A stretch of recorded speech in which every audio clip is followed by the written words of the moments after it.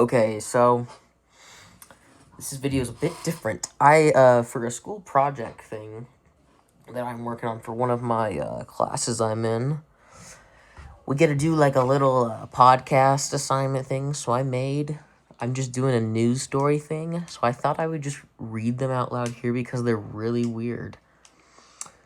So yeah, I just have one of my young harvester colonies in the background here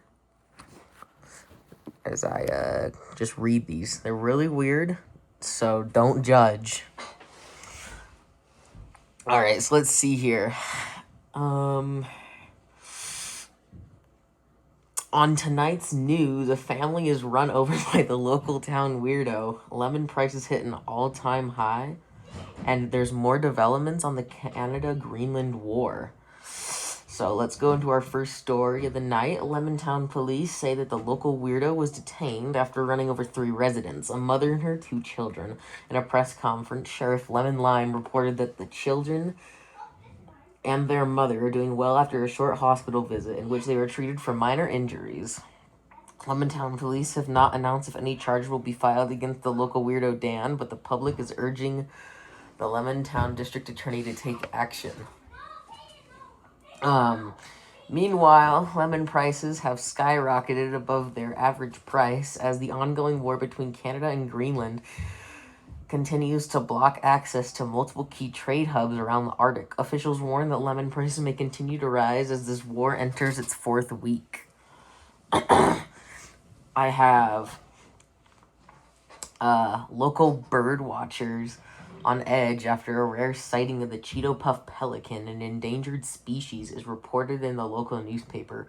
Only 90 living birds are known to exist in the wild. Experts hope to locate nesting areas to help with ongoing conservation efforts to bring the bird's population out of endangered levels.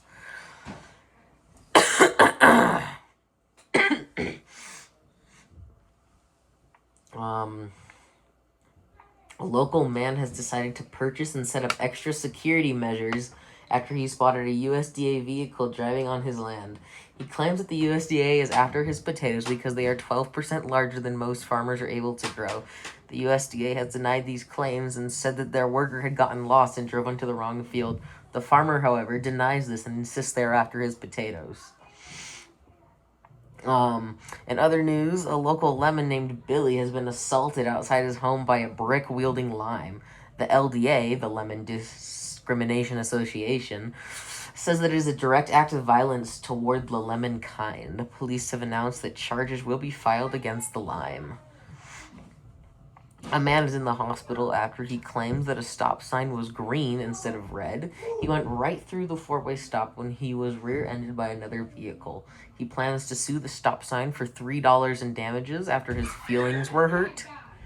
The stop sign had no comment, as it has no feelings and is not alive. Today's weather is looking good as a warm front is moving toward Lemon City. Meteorologists predict that the yearly cats and dog rain will begin this next Monday as residents' pets have started to evaporate into the clouds. Gas prices hit an all-time high of 32 cents after the USA declares war on vegetables.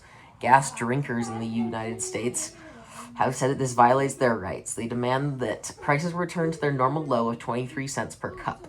The USA has not put out a statement to combat these claims. President Billy Bob has decided to sign an executive order banning the use of shag carpets after the price of watering has increased by 120%. The new law requires all shag carpet owners to mow their carpet once every 4 days or face a $429.72 fine.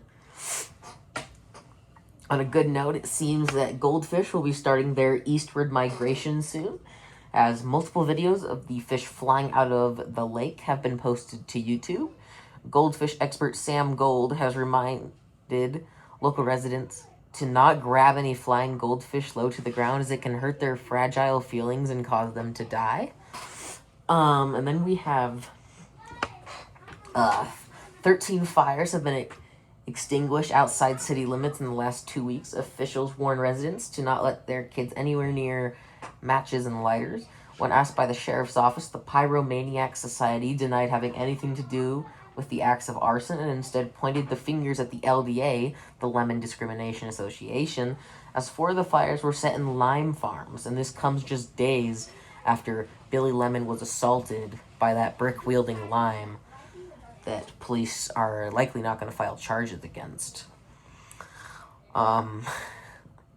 This has been Weirdo News by reporter Bill Till Gill. Thank you for tuning in to tonight's smallest stories and letting us have your attention. I have no idea what I wrote. I'm pretty sure my meds were definitely wearing off when I wrote these. Do not ask questions. Have a good day.